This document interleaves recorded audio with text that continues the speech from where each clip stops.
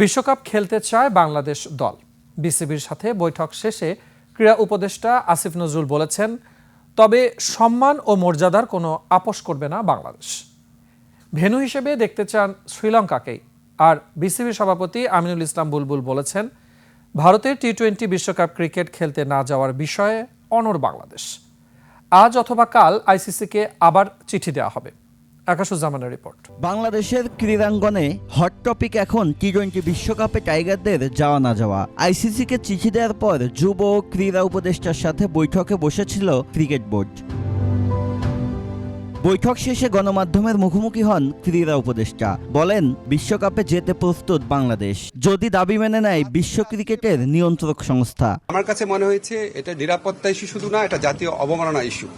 যাই হোক, আমরা নিরাপত্তা ইস্যুটাকেই মুখ্য করে দেখছি, যেখানে ভারতের ক্রিকেট কন্ট্রোল বোর্ড নিজেরাই বলছে কলকাতা টিমকে যে এই প্লেয়ারকে নিরাপত্তা দেওয়া যাচ্ছে না, ওনাকে তোমার টিম থেকে বাদ দাও। এটাই তো একটা ট্যাসিট রেকগনিশন যে ভারতে নিরাপদে খেলার মতো পরিস্থিতি নাই। প্রয়োজনে বিশ্বকাপ থেকে নাম সরিয়ে নেবে বাংলাদেশ, তারপরেও নিজেদের সিদ্ধান্ত থেকে এক চুলও সরবে না বাংলাদেশ ক্রিকেট বোর্ড। পূর্বেও কিন্তু সিকিউরিটির কারণে বিভিন্ন এই ধরনের ইভেন্ট হয়েছে এবং আপনারা জানেন যে হাইব্রিড বিশ্বকাপ যে হচ্ছে সেটার মূল কারণটাই কিন্তু সিকিউরিটি। সো আমরা আশা করছি যে আমাদের রিজনগুলো আছে সেগুলো আমরা এস্টাবলিশ করতে পারবো।